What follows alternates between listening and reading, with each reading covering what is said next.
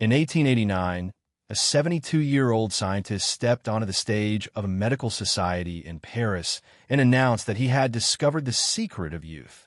He wasn't entirely lying.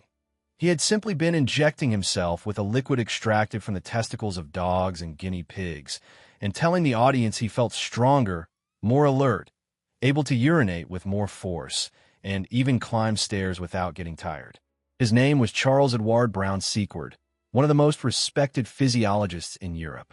And without knowing exactly what was inside that extract, he had just stumbled onto one of the most powerful and controversial substances in human history: testosterone. But this story doesn't begin in a 19th century Parisian laboratory. To understand how an invisible hormone, produced in glands the size of olives, would go on to shape empires, wars, Olympic sports, billion-dollar industries, and the very cultural definition of masculinity, we have to go much further back, to a time when no one knew hormones existed, but everyone already knew in practice what happened when the testicles of a man or an animal were removed. Thousands of years ago, long before any notion of biochemistry, civilizations in Mesopotamia, Egypt, and China were already practicing castration on animals and human beings. Castrated oxen were more docile and fattened more easily. Castrated men, eunuchs, were used as harem guardians, palace administrators, and trusted advisors, precisely because they posed no dynastic or sexual threat. In imperial China, the system of court eunuchs lasted more than 2,000 years, with thousands of men castrated to serve the emperor. In the Byzantine Empire, in Persia, in the Ottoman world, the pattern repeated itself. No one knew how to name the substance missing from those bodies, but everyone observed the effects of its absence. Voices that never deepened, muscles that never developed the same way, and aggressiveness that simply never showed up. Aristotle himself, in the 4th century BC, wrote about how castrated birds and other animals lost typical male traits. The comb shrank, the call changed, behavior grew more similar to that of females. He had no idea why, but the pattern was already there, waiting nearly 2,000 years to be explained. It was only in the 18th century that Europe created one of the strangest and cruelest applications of this empirical knowledge: the castrati. Boys with promising voices were castrated before puberty to preserve their high pitch, producing opera singers with adult lungs and vocal cords that never thickened. Some became the biggest musical stars in Europe. The practice was only officially banned by the Catholic Church in the early 20th century. Once again, no one knew the name of the substance being surgically suppressed, but everyone knew the result. There was also a subtler side to this ancient observation. Animal traders in Asia and cattle breeders in medieval Europe knew, through practical experience passed down through generations, that a castrated ox fattened more easily and became more docile for work, while an intact bull stayed aggressive and leaner, burning energy on territorial behavior. No one needed to understand chemistry to exploit this knowledge. It was enough to observe, repeat, and profit from the result. This kind of empirical knowledge, quietly accumulated over millennia on farms, in cattle pens, and in royal courts, would, without anyone realizing it, form the intuitive foundation on which 19th century science would build its first real questions. The first genuine scientific clue came in 1849, when German physiologist Arnold Berthold ran a simple, brilliant experiment. He castrated young roosters and observed the obvious. Their combs shrank, their behavior changed, and the roosters stopped crowing and fighting the way they used to.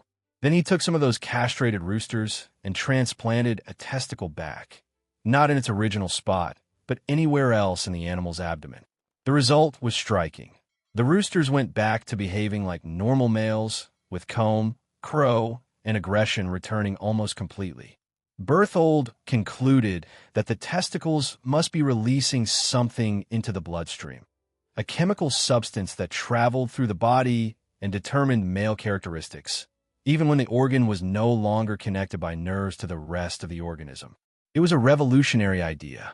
The problem was that no one, including Berthold himself, knew how to isolate, identify, or name that substance. The word hormone didn't even exist yet. It wouldn't be coined until decades later, in 1905.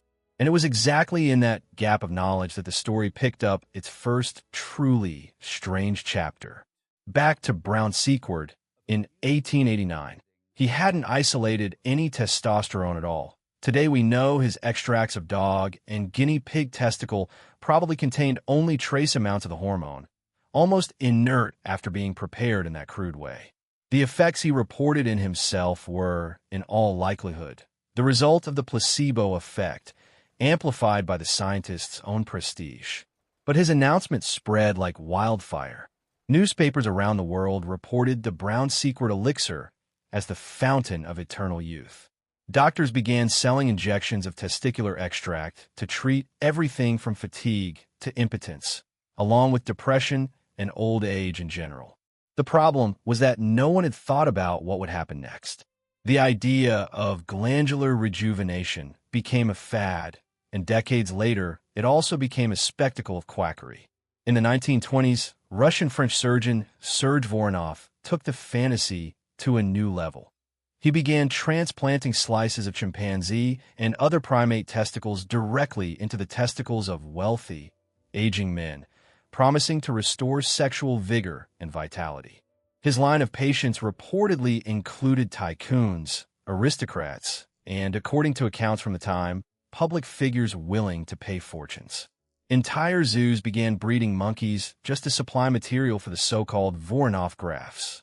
For a brief period, he was treated almost like a wizard of modern medicine. But time is unforgiving towards pseudoscience. The miraculous effects reported by Voronov's patients were, once again, largely psychological. Monkey tissue simply didn't work the way he imagined, and the medical community increasingly distanced itself from him, publicly treating him as a glorified faith healer. By the end of his life, virtually forgotten by serious science, Voronov died as a symbol of an embarrassing chapter in medicine. But without realizing it, he had also helped keep alive, in the popular imagination, the idea that something real and powerful was hidden inside the testicles. All that was missing was someone capable of actually finding it. Curiously, while Western doctors were toying with extracts and grafts, physiologists elsewhere in the world had already been documenting, more rigorously, how early removal of the testicles affected longevity and human development.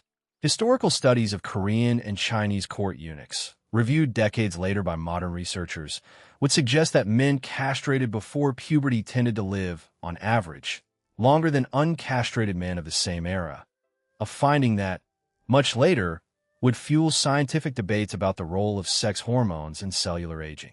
But in the early 20th century, this relationship was still just a handful of scattered observations, with no biochemical mechanism able to explain them. That someone emerged in 1930s Germany, in the middle of one of the darkest and, paradoxically, most productive periods in the history of European biochemistry. In 1931, German chemist Adolf Butenandt managed to isolate a small amount of androsterone, a male hormone, from an impressive quantity of urine, around 15,000 liters, donated by Berlin police officers, just to obtain a few milligrams of pure substance. It was an industrial-scale effort to capture something microscopic. But androsterone wasn't exactly the main hormone produced by the testicles. It was a weaker byproduct. The real discovery came just a few years later. In 1935, two groups of scientists, working almost in parallel, Butenandt in Germany and Swiss-Croatian chemist Leopold Rzischka in Zurich, managed through different paths to isolate and then chemically synthesize pure testosterone. Butenandt extracted the hormone by processing tons of bull testicles supplied by slaughterhouses, obtaining just a few pure milligrams from pounds and pounds of raw material. Rzischka, for his part, managed to synthesize the molecule in the lab, starting from cholesterol, without depending on animal glands at all. For the first time in history, humanity not only knew that a principal male hormone existed, it knew exactly what its chemical structure was, and knew how to manufacture it artificially, in quantity, without relying on slaughterhouses. The name chosen for the substance combined testis, sterile, and the chemical suffix -1, testosterone. The historical irony runs deep. In 1939, Both Butenandt and Ruzicka were announced as winners of the Nobel Prize in Chemistry for their work on sex hormones. But Nazi Germany, then under Adolf Hitler's regime, forbade German scientists from accepting the Nobel in retaliation for the Peace Prize awarded years earlier to a critic of the regime. Butenandt was forced by the government to publicly decline the honor, only able to formally accept it after the war ended. One of the greatest discoveries in 20th century endocrinology remained, for a few years, hostage to the totalitarian politics dominating the country where it had been born. And the historical context doesn't end there. There are accounts, some well documented, others still circulating today as historical rumor difficult to confirm with absolute certainty, that Nazi Germany experimented with synthetic testosterone on soldiers in an attempt to increase aggression and endurance in combat. The definitive evidence about the real scale of these experiments is fragmentary, and much of what circulates popularly mixes documented fact with post-war exaggeration.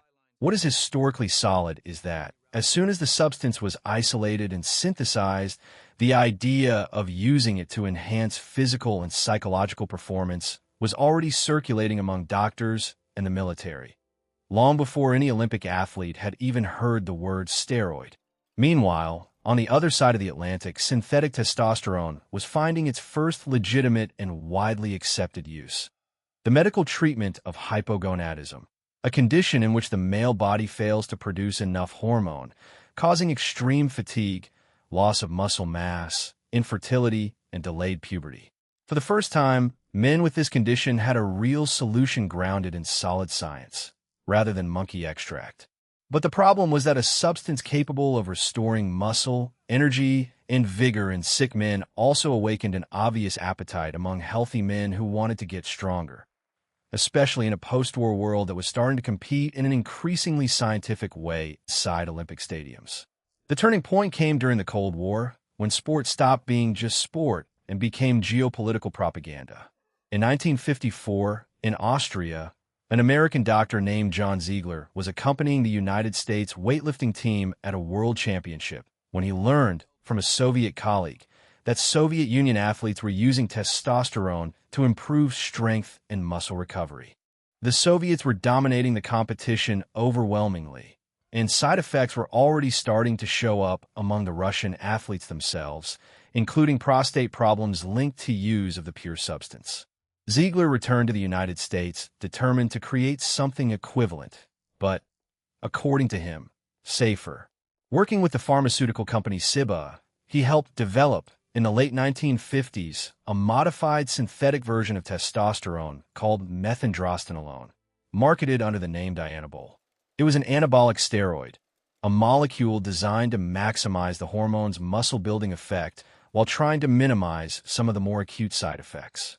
The problem was that no one had thought, or preferred not to think, about what would happen once this technology fell into the hands of thousands of competitive athletes around the world, with no regulation, no drug testing, and no clear ethical limits. Over the following years, anabolic steroid use quietly spread through weightlifting, bodybuilding, track and field, and eventually nearly every high-performance Olympic sport.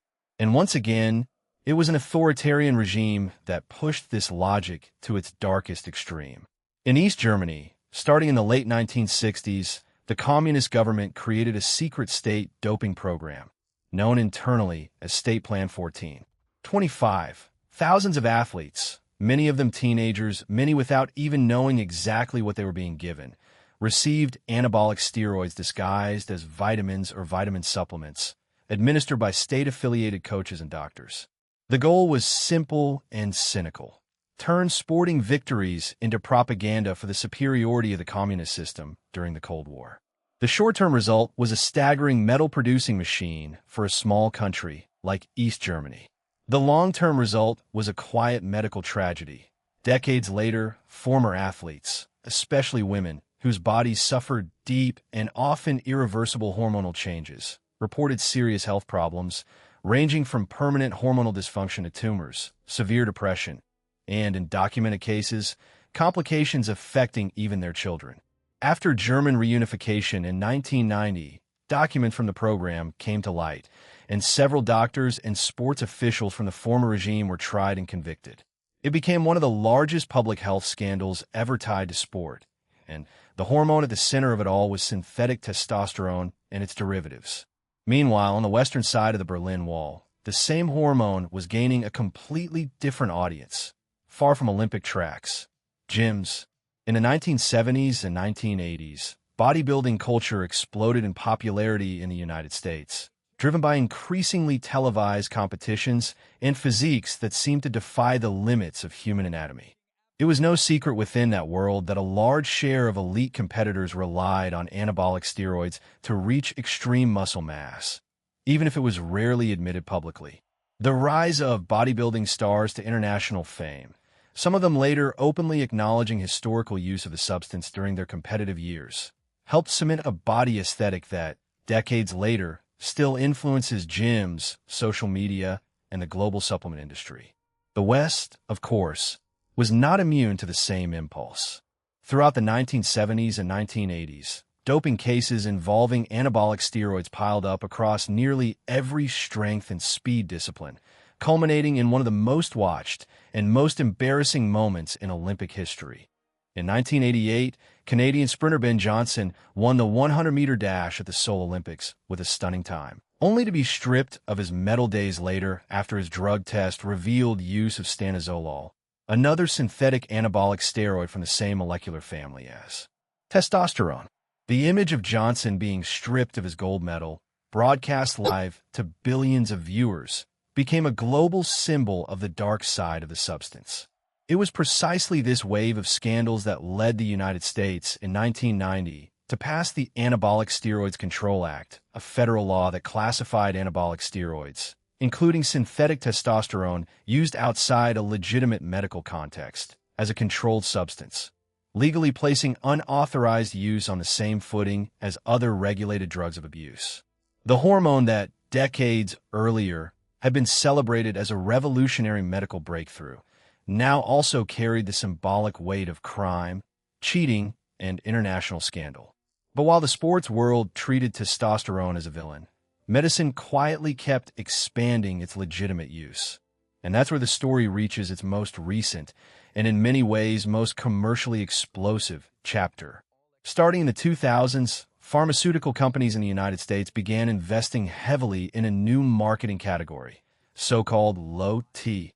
Television ad campaigns began describing common symptoms of male aging, fatigue, low libido, irritability, weight gain, as possible signs of testosterone deficiency, encouraging middle-aged men to see a doctor and consider hormone replacement therapy, or TRT. The market took off. In the United States, the number of testosterone prescriptions grew sharply over the following decade, fueling a billion-dollar industry of gels, patches, injections, and hormonal implants. Clinics specializing in longevity medicine and male hormone optimization multiplied across major American cities, offering blood tests, quick consultations, and nearly automatic prescriptions for any man reporting fatigue or dissatisfaction with his libido. What had begun as a treatment restricted to a well-defined medical condition turned, for a significant slice of the market, into a consumer product sold almost like a wellness supplement. But this expansion brought a new medical controversy. Several studies and medical societies began questioning whether a significant portion of these prescriptions were being handed out excessively to men with hormone levels within the normal range for their age, drawn in more by advertising than by genuine clinical need. Subsequent research raised concerns about cardiovascular risks associated with unchecked use of the therapy, leading regulatory agencies, including the FDA in the United States, to require clearer warning labels and restrict some of the advertising claims. At the same time, outside doctors' offices, a parallel and far less regulated market kept growing. The black market for anabolic steroids, fed by gyms, amateur bodybuilding competitions, and, more recently, a culture of fitness influencers who publicly normalized talk of hormonal optimization, biohacking, and use of exogenous testosterone for purely aesthetic purposes, often without any responsible medical supervision. It's also worth remembering that testosterone was never an exclusively male story. The female body produces the hormone too, in much smaller amounts, and understanding it medically has brought important advances in diagnosing conditions like polycystic ovary syndrome, in which elevated androgen levels, including testosterone, cause menstrual irregularities, acne, and male pattern hair growth. Research into the hormones' roles in female bodies continues to advance, revealing a complexity that the first researchers of the 19th century, obsessed solely with male virility and strength, never even thought to investigate. On the scientific front, the organization responsible for overseeing world sport, the International Olympic Committee, along with the World Anti-Doping Agency, created in 1999, began investing heavily in increasingly sophisticated detection methods, including the so-called athlete biological passport, which tracks an individual athlete's hormonal variations over time rather than relying on a single snapshot test. Detection technology has evolved just as fast as concealment technology, creating a quiet arms race that continues to this day, decades after the Ben Johnson scandal. Today, testosterone occupies a strange, contradictory place in contemporary culture.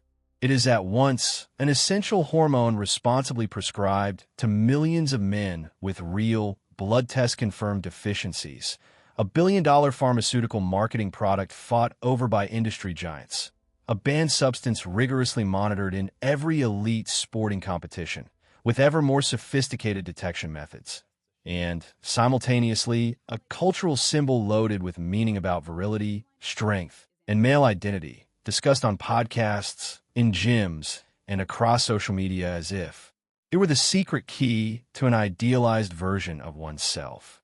Today, the global testosterone replacement therapy market is estimated to generate billions of dollars annually, with growth expected to continue as the male population ages in developed countries and public conversation about male hormonal health stops being taboo. At the same time, ongoing research keeps trying to more precisely separate the cases where hormone replacement genuinely restores quality of life for men, with clinically proven deficiency from the cases where it's simply a product sold to the natural fear of aging. None of this was even remotely imaginable to Arnold Berthold, watching his castrated roosters in 1849, or to Charles Edward Brown Sequard, injecting dog extract into himself, convinced he was rejuvenating in front of a Parisian audience. Neither man knew the name of the substance he was manipulating. Neither could have predicted that, a century later, that same substance would be isolated with molecular precision, synthesized in laboratories, distributed globally by pharmaceutical companies, officially banned from the Olympic Games, secretly used by authoritarian regimes to manufacture sporting victories, and finally turned into a mass consumer product advertised on television. Testosterone was never just a hormone. Across 2 centuries, it became a mirror for human ambition and insecurity, the desperate pursuit of eternal youth in 19th century quack clinics, the geopolitical drive to prove national superiority through muscle and metals during the Cold War, and today, the commercial promise of restoring vigor and vitality in a society obsessed with personal optimization. It began as a biological mystery no one knew how to name. It became a synthesizable molecule, able to be manufactured in any laboratory in the world. It helped treat real illnesses and restore quality of life to legitimate patients. It also helped destroy the health of thousands of athletes manipulated by unscrupulous state programs. It fueled Olympic frauds broadcast live to the entire planet. And today, decades after Butanant processed tons of bull testicles to extract a few milligrams of pure substance, it is manufactured on an industrial scale and sold in discreet vials, quietly prescribed in wellness clinics scattered across the world. The next time you hear someone casually mention testosterone, in an advertisement, in a gym conversation, in a news story about an athlete caught in a drug test, it's worth remembering that behind that word lies a nearly 2-century journey full of quacks, Nobel Prizes, totalitarian regimes, Olympic scandals, and billion-dollar ad campaigns.